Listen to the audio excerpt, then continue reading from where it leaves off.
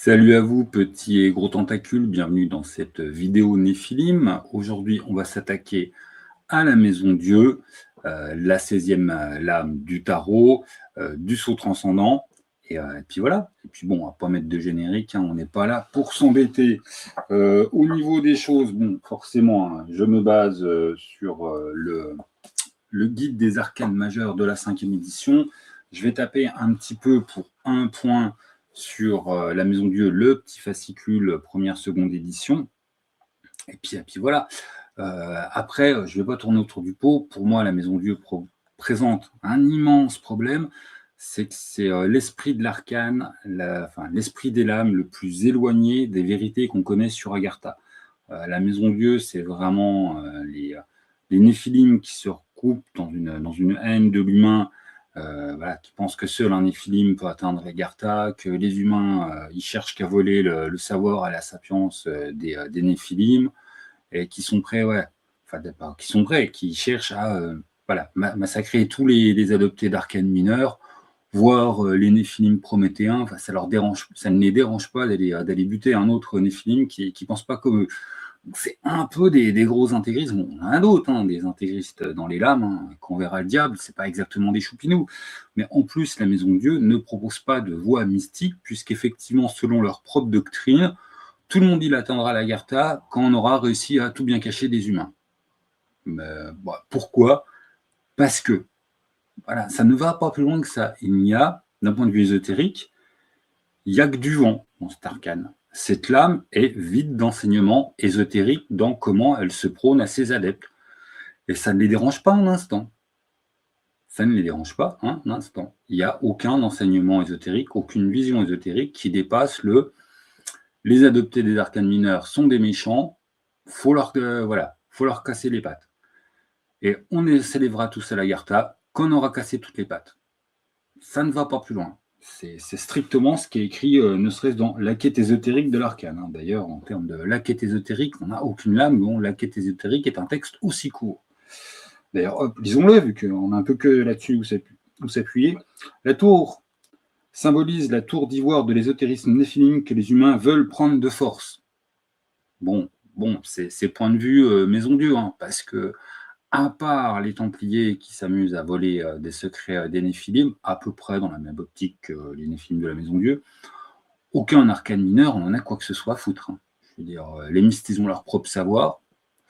Alors, les grosses croix, ils ont aussi leur propre, leur science occulte, qui n'a strictement rien à envier à celle des Néphilim, et n'abordons même pas les synarques. Donc bon, c'est déjà à la base, on sait par rapport au background que ce que se raconte la Maison Dieu est faux. L'éclair de la sapience frappe pour les déloger, quitte à endommager la tour et la sapience qu'elle protège. L'autodestruction, c'est pas un problème si ça empêche les humains d'avoir accès à notre savoir à nous. Bon.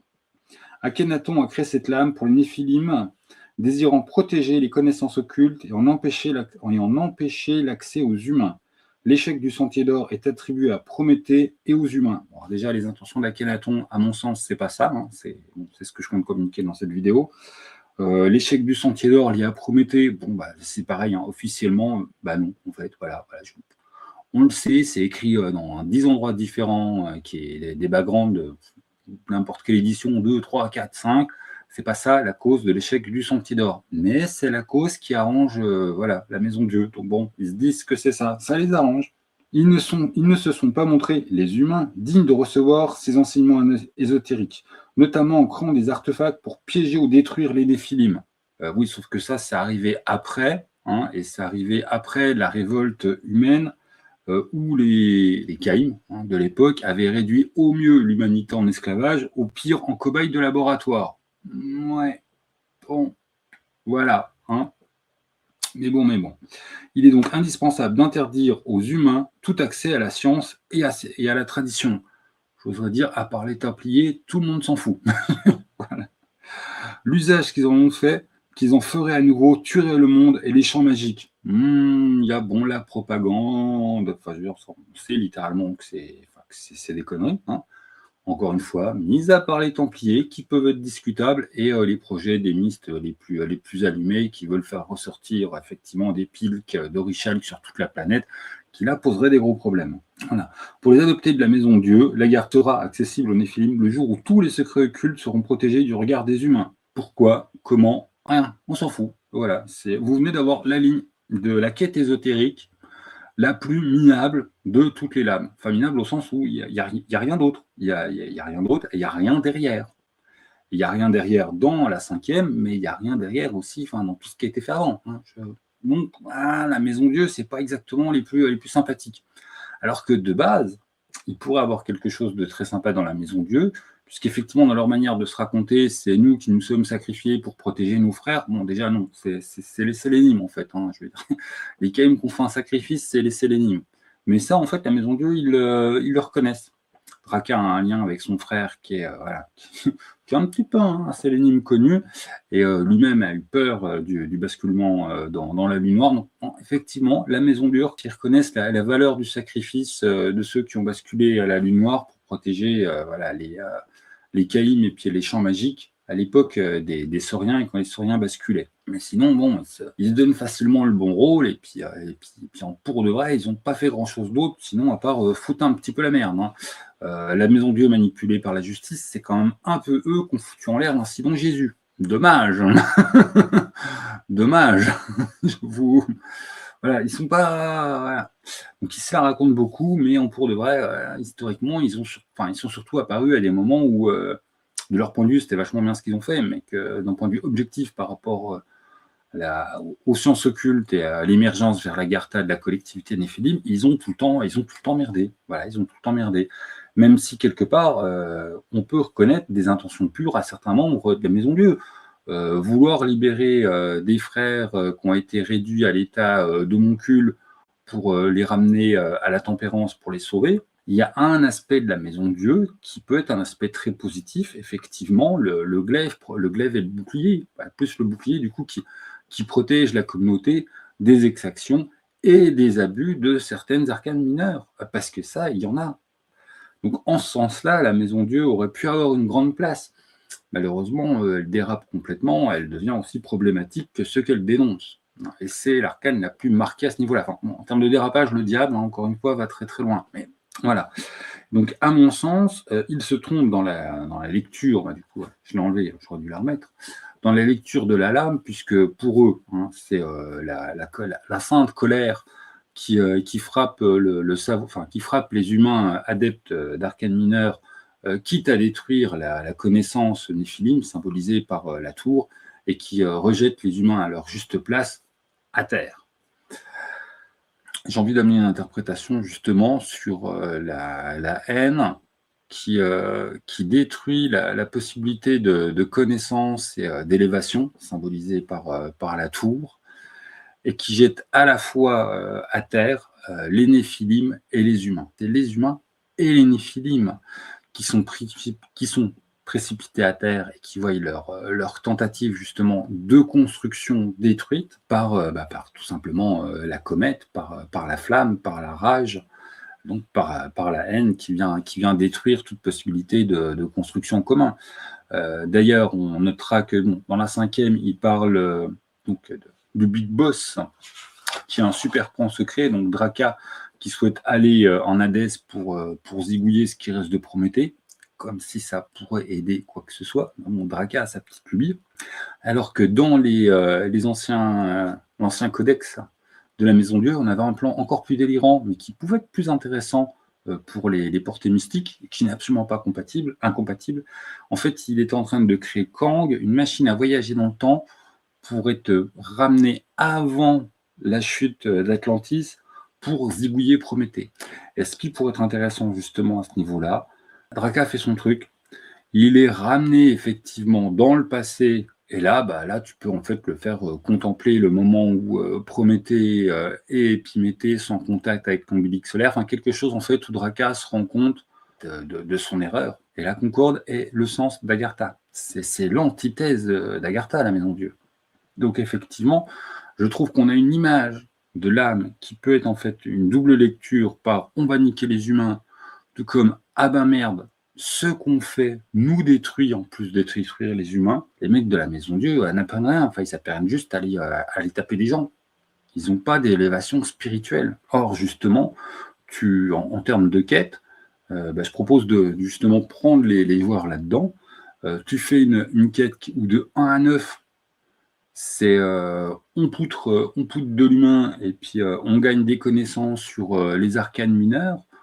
Du coup, t'as pas d'augmentation. Enfin, je veux dire, t'as aucun gain ésotérique. Il n'y a aucun moment où tu as un gain ésotérique. Voire si tu veux être mesquin, tu peux faire des gains de cas qui soient en fait des manifestations d'une dragonisation sourde. C'est-à-dire que la colère qui gronde dans le Néphilim, effectivement, gonfle artificiellement son pentacle. Et pas comme un adopté du diable où ça va complètement faire dégénérer certains de ses cas, en amplifier certains, en minimiser d'autres, et puis faire un pentacle qui est complètement déconstruit. Mais là, faire un pentacle qui est gonflé par la haine et la colère. Et qu'effectivement, c'est pas des sentiments très positifs, mais c'est des sentiments qui émulent leur partie de casse-soleil qu'ils refusent à avoir. Peut-être ne serait-ce qui fasse écho au casse-soleil de leur simulacre, parce que bon, colère, là je fais oulala, ils sont sur une film, ô combien qui a marqué aussi, qui a marqué l'espèce humaine. Et c'est-à-dire en se radicalisant comme différent, il se rapproche sur quelque chose certes nivelé par le bas, mais quelque chose qui montre à quel point Néphilim et humain, c'est la même chose. C'est pas les mêmes espèces, c'est pas les mêmes cas. Au final, c'est une conscience qui est au monde. Et le moment où ça peut basculer, c'est le moment où effectivement il se rend compte que l'altérité qu'il est depuis des millénaires, n'est rien d'autre qu'un autre lui, qu'il est équivalent à lui. Voilà. L'autre n'est qu'un autre moi. Et là, il y a un basculement de toutes ces croyances, mais du coup, si vous voulez qu'on vienne sur casse-soleil, patati patata, à partir de là, il peut s'éveiller la lidos, puisqu'effectivement, ces millénaires de haine et de colère se rendent compte tout d'un, s'infondre, si vous voulez des mots à la Néphilim, et il reconnaît l'humain comme son équivalent. Là, hop, révélation mystique, contact avec Eidos, oh, j'ai un petit point de casse-soleil, et ça, tu peux qu'à partir du moment où tu es allé au bout du chemin de la haine, d'un point de vue mécanique, je suis à 9 dans ma quête de la Maison Dieu, et là, il faut que le joueur il se rende compte de ça. Donc bon, tu peux dire que personne n'a réussi, et tu peux proposer comme premier qui réussit un Draka qui soit confronté effectivement à une apothéose de Prométhée, qui se rend compte qu'il a il faut depuis un petit peu toujours. Ça peut être intéressant. Tout comme tu peux complètement laisser ça de côté et puis laisser Draka perdu dans sa folie. Mais à mon sens, si la Maison Dieu peut avoir justement une signification, c'est, j'en reviens sur ce que je pose sur tout l'ensemble du saut transcendant, qui soient des lames en fait qui accueillent des Néphilim qui soient blessés par quelque chose, et là en l'occurrence c'est les Néphilim blessés par la haine, par la colère de l'autre, pour les soigner, parce que Arcane de la Terre, je veux dire, c'est le saut transcendant, c'est la voie de la Terre, c'est la voie du soin. T'as pas une arcane, t'as pas une voie en fait qui allait mieux. Et effectivement, une voie une arcane, 1, 2, 3, j'y arrive plus, une lame qui se, à l'égard de quelques autres, qui se voit beaucoup plus importante qu'elle est, qui se voit comme très nombriliste, quoi. Nous, on a la vérité, on va les défoncer, tous les autres qui veulent nous voler notre petit truc à nous. C'est officiellement ce qu'ils se racontent, page 99. Quand on sépare toutes les autres pages, que c'est faux. Ils sont absolument dans l'erreur. Comment tu peux construire une voie occulte sur cet arcane, si ce n'est pas de dire que faut aller au bout de sa connerie et se rendre compte que c'est une connerie pour justement toucher l'Eidos et même pas aimer l'humain au sens comme les arcanes prométhéennes. On n'est même pas là-dedans. C'est tout d'un coup se rendre compte que celui qu'on a haï et toutes les raisons pour lesquelles on l'a haï n'est qu'un miroir. Et là, on est sur une crise existentielle, mais on est aussi sur une ouverture à l'Eidos, sur une ouverture au casse-soleil de l'humain que le Néphilim porte en lui. sur une acceptation d'altérité. Et là, tout d'un coup, bah oui, là, on a un Néphilim qui a complètement transfiguré sa manière de voir les choses, qui a un éveil ésotérique, c'est-à-dire il donne un sens finalement à son combat, et un sens qu'il ne pensait pas du tout trouver, et tout le long, il luttait contre lui-même. En luttant contre les humains, il se rend compte qu'il luttait contre lui-même. Au lieu de chercher à travailler ensemble et construire ensemble, quel est le message de base d'Agartha, il était prêt à s'autodétruire pour aller détruire ce qui était en face, le même que lui. Et là, tout d'un coup, une des arcanes les plus pauvres en termes de lore ésotérique, de Néphilim depuis la première édition, devient peut-être une des plus belles arcanes à jouer à table. Il faut pouvoir le jouer. Mais vous imaginez, au bout de 4-5 ans de jeu, un joueur qui percute ça et qui le balance à table. Ah là, on est dans autre chose que j'ai dépensé des points d'Agartha pour voir un truc. Enfin, je trouve en fait qu'il y a énormément de potentiel, mais ça peut jouer que sur du long terme, ça peut jouer qu'avec avec un MJ peut-être qui aiguille un petit peu le joueur. Enfin, c'est pas évident. Mais quelque part, je trouve que ce serait peut-être un des plus beaux moments de roleplay que tu peux amener sur la quête de l'Agartha. En plus, où c'est pas. Tu vas pas être sur un mentor figure qui vient faire du blablabla, baratin ésotérique à un joueur. On est sur un joueur qui, en fait, est confronté aux choses et qui peut, c'est-à-dire parce que le joueur percute, parce que le joueur il peut avoir compris depuis longtemps, mais parce que le personnage est dans une situation où il est censé percuter, se rendre compte des choses et dépasser sa haine et découvrir l'altérité dans quelque chose comme identique à lui-même.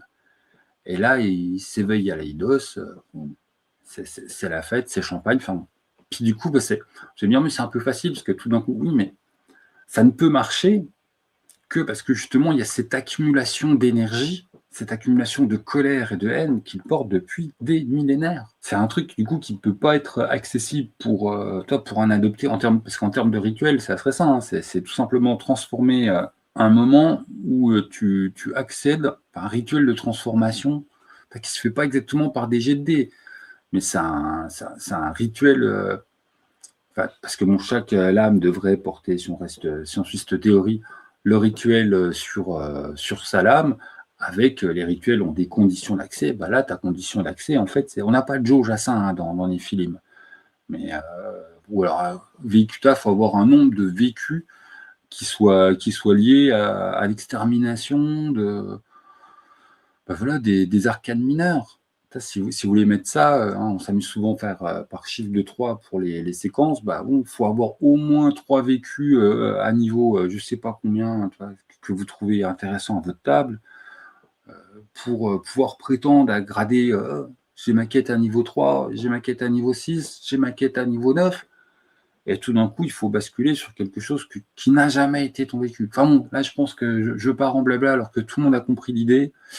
Mais et ça fait, je trouve que ça fait écho et aussi au délire de Draka qui ne lâche pas l'affaire depuis 3000 ans à vouloir aller buter Prométhée. Et que s'il réussissait, ça ne donnerait absolument rien. Et je rappelle que Prométhée est un couronné.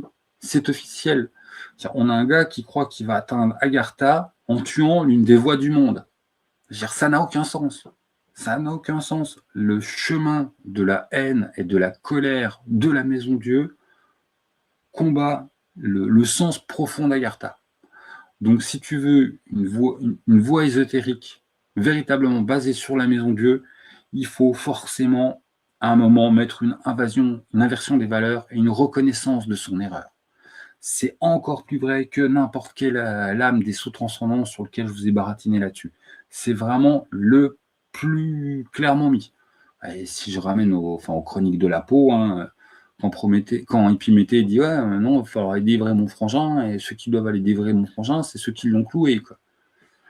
C'est-à-dire, on a clairement quelque chose qui est teasé là-dessus. Bon, qui feront sûrement pas, parce que Néphilim avance et puis laisse ses vieux projets à la poubelle, c'est pas grave. Mais on a depuis le début quelque chose qui va dans le sens que Draka, il se plante, quoi. Et on a une des arcanes les plus appétantes pour un joueur qui n'a pas trop envie de se casser les pieds, parce que du coup, il rejoint l'arcane des gentils policiers qui vont botter des culs aux arcanes mineurs. Hop, je joue un Pyrrhine, tiens, je vais jouer un Pyrrhine bourrin Maison Dieu, le premier templier que je croise, je lui explose la gueule. RP facile. Bon, bah, au bout de 10 ans de jeu, il va falloir comprendre que voilà, ton élévation mystique, elle ne se trouve pas du tout là. Bon, je me répète et j'ai déjà dit que j'allais arrêter cette vidéo, donc je vous laisse la vidéo. Je sais qu'il y a quelques personnes qui regardent ces vidéos qui sont justement des joueurs du coup de Nef de la Maison Dieu. Je suis très curieux justement de leur réaction par rapport à mon interprétation des choses, hein, parce que oui, j'ai pas la vérité vraie, hein, c'est mon interprétation par rapport à mon ressenti, par rapport à Nef, et je suis assez curieux du vôtre. Voilà, allez hop, salut les gens, bon jeu à tous, des bisous, tout ça, portez-vous bien, bonne fête, à la one again.